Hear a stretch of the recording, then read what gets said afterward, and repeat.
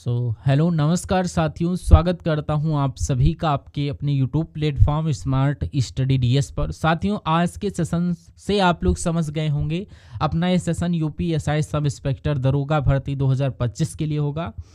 अब डेफिनेटली जब आप सभी लोगों का सपना होगा कि हम सब इंस्पेक्टर दरोगा बनना चाहते हैं, तभी आप लोग इस सेशन पर क्लिक किए होंगे। तो आप सभी लोग इंतज़ार मत करिए कि एग्ज़ाम कब होगा, एडमिट कार्ड कब आएंगे। तो एड़ी चोटी का अभी से जोर लगाइए और भरपूर मेहनत करिए। और आपकी इसी मेहनत को और आसान करने के लिए हम ये सीरीज़ स्टार्ट कर रहे हैं, जिसका आज ये दूसरा दिन होने वाला है। और हम आपके लिए पूरी मेहनत करेंगे, अच्छे से अच्छे आपके क्वेश्चंस करवाएंगे एग्ज़ाम के पॉइंट ऑफ व्यू से। तो ये सीरीज़ आपकी डेली स्टार्ट हो रही है। जो आज का सेशन है, इसमें हमने जीके जीएस करंट अफेयर के क्वेश्चंस इन्वॉल्व किए हुए हैं। बाकी आगे रीजनिंग मैथ भी कराएंगे, वो भी एकदम जीरो से। किससे? जीरो से। एकदम आपको कुछ भी नहीं आता हो, हम उस लेवल की आपकी तैयारी करवाएंगे। हम लोग सपोर्ट करेंगे। बाकी आपकी भी जिम्मेदारी है कि आप पढ़ें और अपनी जो एफर्ट है अपना पूरा एफर्ट लगाइए। ठीक है, आप दौड़िए। ठीक है, तो हम लोग स्टार्ट करते हैं बिना देरी किए हुए अपना ये सेशन। और क्वेश्चन आपको बता ही दिया, जीके जीएस और करंट अफेयर के क्वेश्चंस होंगे आज के इस सेशन में। तो पहला क्वेश्चन आप सभी के स्क्रीन पर देखिए क्या कह रहा है कि हांगकांग घाटी यानी हांगकांग में कौन सी घाटी स्थित है। यहाँ पर तो कौन सी घाटी स्थित है? तो ये आपकी हैप्पी घाटी है, शिकारी या सेक्रेट या रैबिट घाटी। तो इसका राइट आंसर साथियों ऑप्शन नंबर ए के साथ जाना चाहिए, क्योंकि ये एक हैप्पी यानी कि खुशी का घाटी है। और आपको अगर लगता है कि यहाँ पर आपकी स्पीड थोड़ा कम है, स्लो है, तो आप लोग अपने हिसाब से एडजस्ट कर लीजिएगा। बस आपका टाइम वेस्ट नहीं होना चाहिए। समझ में आ रहा है? So for good. तो अगर आपसे यहाँ पर पूछ लिया जाए कि यहाँ पर साइलेंट वैली, अगर यहीं पर आपसे पूछ लिया जाए कि साइलेंट वैली कहाँ पर है, तो ये अपनी इंडिया पर है और ये आपकी इंडिया के केरल में है। ठीक है, और ये आपको और बताऊंगा कि यहाँ पर ये केरल में स्थित है। और यहाँ पर अगर आप लोगों को अभी कुछ क्वेश्चंस आपको डिफाइन करूंगा। अगला क्वेश्चन देखिए आपकी स्क्रीन पर क्या कह रहा है आप सभी के लिए। सैंटियागो चिली किस उद्योग के लिए प्रसिद्ध है? इंपॉर्टेंट क्वेश्चन है। जो सैंटियागो है ये आपका शराब उद्योग के लिए फेमस है, यानी कि wine industry. Right answer option number D के साथ जाना चाहिए, जो कि आपका शराब के लिए फेमस है। और ये आपका साउथ अमेरिका के एक देश है, जो कि साउथ अमेरिका में पड़ता है। ठीक है, right answer option number D के साथ। कह रहा है यहाँ पर नॉर्वेस्टर गर्म व शुष्क हवा किस देश में प्रवाहित होती है? तो ये आपका New Zealand. Right answer option number D के साथ जाना चाहिए, जो कि अगर आपके नॉर्वेस्टर आ सकता है लिखकर, और यहाँ पर गर्म व शुष्क हवा लिखकर आ सकते हैं। तो गर्म व शुष्क जो दोनों हवा आ जाएं तो आपको न्यूजीलैंड हमेशा लगाना होगा। ऑप्शन नंबर डी आप सभी का करेक्ट हो जाता है। कह रहा है निम्नलिखित में से कौन सी ठंडी जलधारा है? अगर ठंडी जलधारा पूछी जाए तो आप लोग लेब्राडोर लगाना। Right answer option number D के साथ यहाँ पर लगाना होगा। अगला क्वेश्चन देखिए, यहाँ पर कह रहा है लानोस किस देश के घास स्थल का नाम है? आप सभी लोग इसको देखिए और राइट आंसर बताने की कोशिश करिए। ठीक है, तो क्वेश्चन इंपॉर्टेंट है आपकी एग्जाम के पॉइंट ऑफ व्यू से। अब लानोस किस देश के घास स्थल का नाम है? तो ये आपका जो नाम है ये साथियों यहाँ पर वेनेजुला, जो कि आपका ये लुनोस देश के घास स्थल का नाम है। अगला देखिए, यहाँ पर कह रहा है निम्न में से किसकी स्थापना ब्रिटेन के सहयोग से की गई थी? तो ये जो स्थापना थी हिंदुस्तान स्टील लिमिटेड, जो कि दुर्गापुर में है।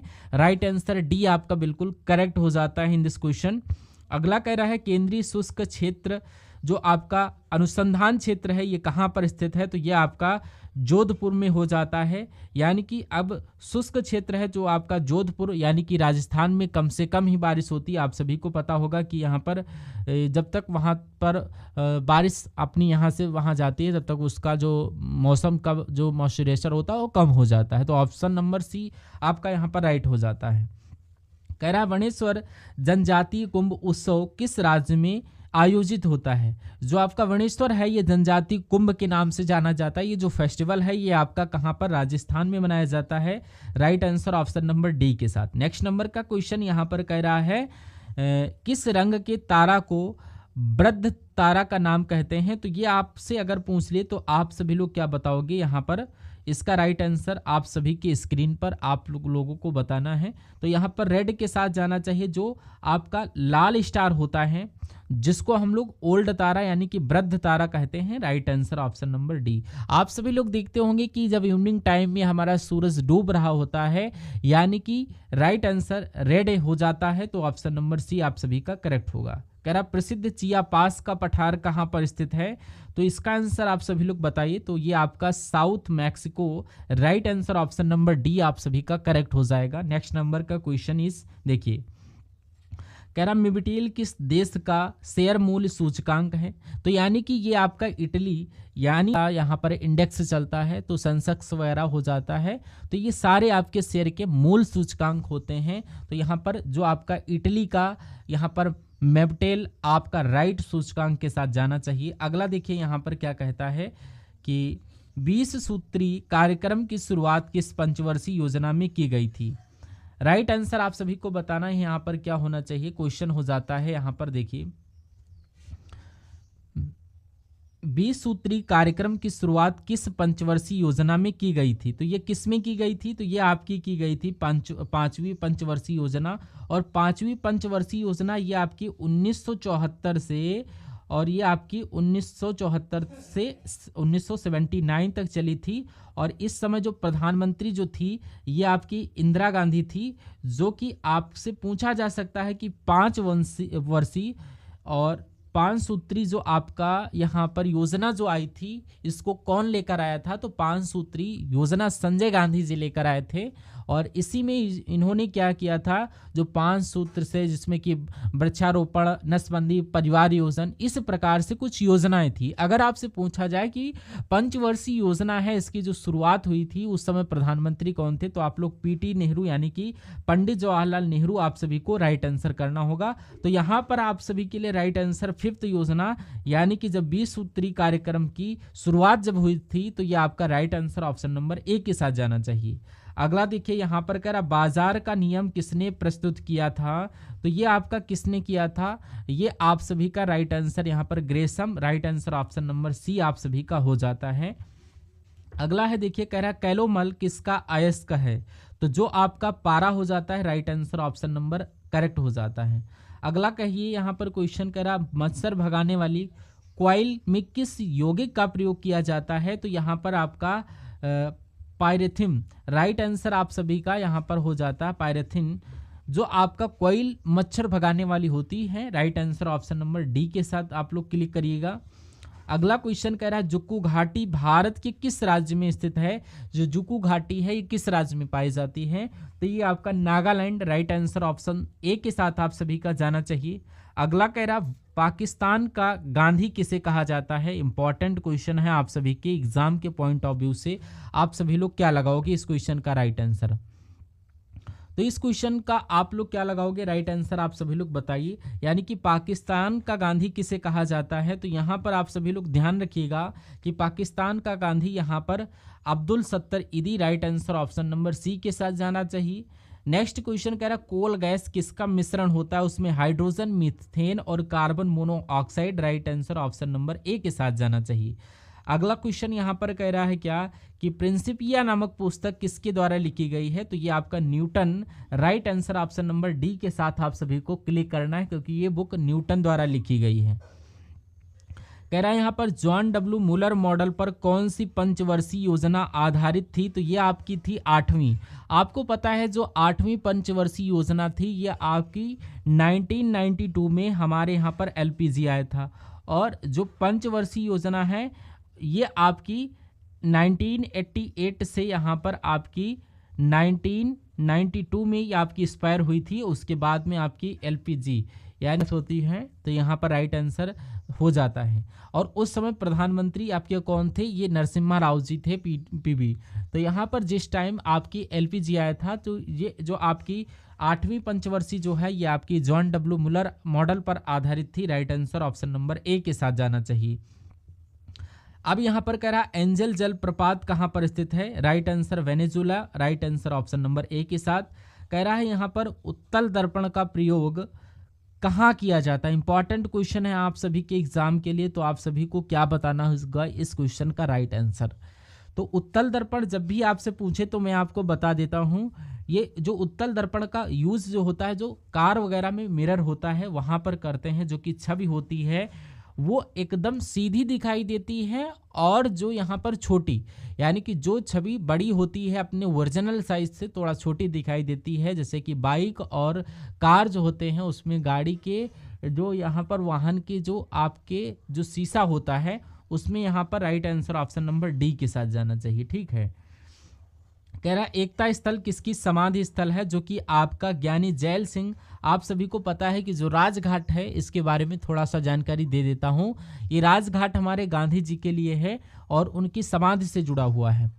और यहाँ पर शांति जो है, शांतिवन किसका है, वो आपका पीटी नेहरू के लिए है, यानी कि जवाहरलाल नेहरू के नेहरू का समाधि स्थल है। उसके अलावा जो विजय घाट है वो आपका किसके लिए है, विजय घाट आप सभी का लाल बहादुर शास्त्री के साथ जाना चाहिए, शास्त्री जी का है। और उसके अलावा जो आपका शक्ति स्थल है, जो शक्ति स्थल जिसको हम लोग समाधि स्थल बोलते हैं, वो आपका इंदिरा गांधी, यानी कि इंदिरा गांधी। और उसके अलावा आपका किसान घाट है। किसान घाट जो है ये आपका किसके साथ जाना चाहिए, किसान घाट ये आप सभी का, ये किसका समाधि स्थल है, तो ये आपका चौधरी चरण सिंह, किसके साथ, चौधरी चरण सिंह। तो यू नो दैट कि यहाँ पर एकता स्थल ये आपकी किसके लिए है, ज्ञानी जैल सिंह के लिए। Right answer option number D के साथ, क्योंकि इंपॉर्टेंट क्वेश्चन है, इनसे क्वेश्चन बन जाते हैं। अगला क्वेश्चन कह रहा है स्कैंडिनेवियन देश में भाषा और संस्कृति आधार पर जुड़ा देश कौन सा है, डेनमार्क है। राइट आंसर डी के साथ। अगला देखिए, कह रहा है शाश्वत नगर किसे कहा जाता है। तो देखिए शाश्वत नगर आपसे पूछे तो आप सभी को लगाना है Rome. Right answer option number D के साथ। अगला देखिए यहाँ पर कह रहा है सुनहरी क्रांति का संबंध किस क्षेत्र से है, तो आपका बागवानी से है। Right answer option number D के साथ।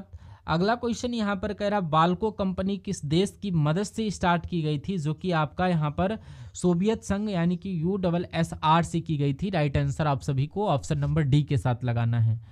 अगला यहाँ पर कह रहा है दाएं भाग किस लेखक की रचना है, तो यहाँ पर जीमुत वाहन आपका राइट आंसर हो जाता है, जो कि यहाँ पर पिता की संपत्ति जो होती है इस पर पुत्र का यहाँ पर क्या जन्मना अधिकार जो होता है, यानी कि आप सभी लोग याद रखिए जन्मना अधिकार नहीं होता है, यानी कि जन्म से ही पिता की संपत्ति पर पुत्र का अधिकार नहीं होता। अगर पिता चाहे किसी को भी संपत्ति दे सकता है, ऐसी ये मान्यता है, ये पुराने टाइम में होता था। और ये जो प्रथा है ये खासकर हमारे असम यानी कि पूर्वी भाग में चलती है। और इसके अलावा एक और प्रथा है जो कि आपका हम लोग बोलते हैं मिताक्षरा।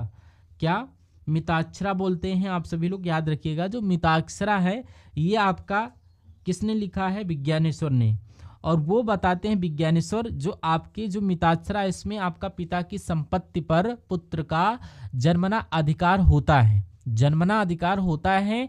और ये खासकर नॉर्थ इंडिया और ये आपका वेस्टर्न इंडिया में चलता है। ठीक है, तो आप सभी को यहाँ पर याद रखना है, इंपॉर्टेंट पॉइंट है आप सभी के लिए।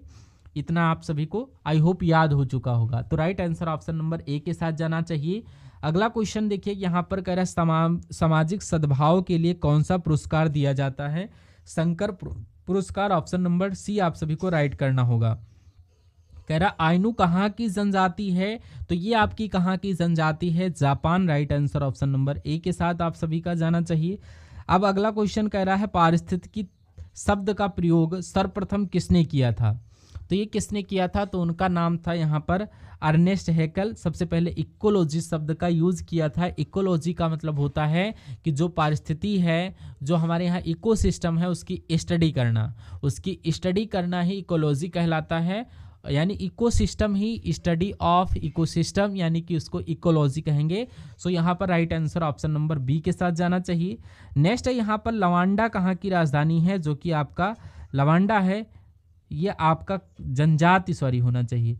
लवांडा कहाँ की जनजाति है, तो ये आपका Andhra Pradesh. Right answer option number D A के साथ कह रहा है पूर्व तटीय रेलवे का मुख्यालय कहाँ पर स्थित है। आप सभी का राइट आंसर आप सभी को कमेंट बॉक्स में बताना है कि पूर्व तटीय रेलवे का मुख्यालय ये आपका Bhubaneswar. Right answer option number A आप सभी को चूज करना है।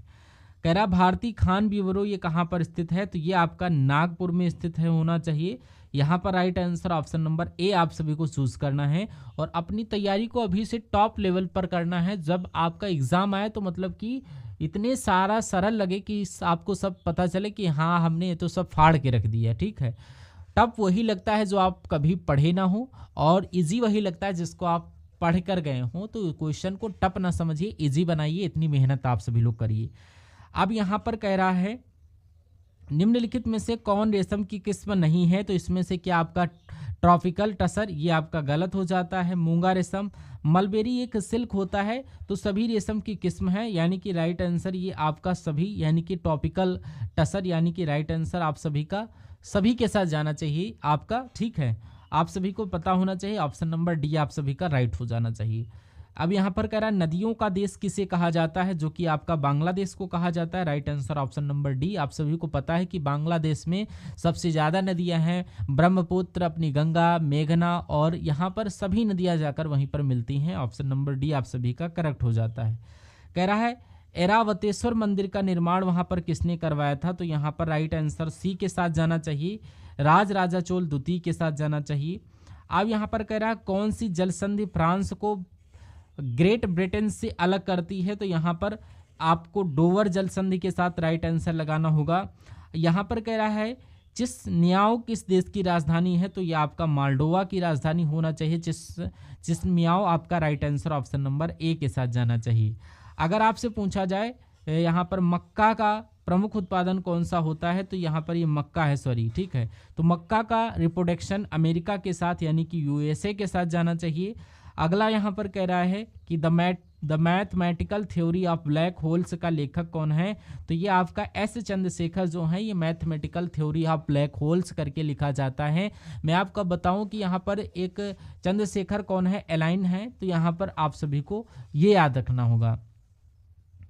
अगला क्वेश्चन यहाँ पर देखिए आपकी स्क्रीन पर कह रहा है क्या वैंकूवर पतन किस देश में स्थित है, जो कि आपका कनाडा में स्थित है। Right answer option number D के साथ जाना चाहिए। आप सभी लोग लगाएंगे किसके साथ, ऑप्शन नंबर डी के साथ आप सभी को राइट आंसर लगाना है, किसके साथ, डी के साथ, ठीक है।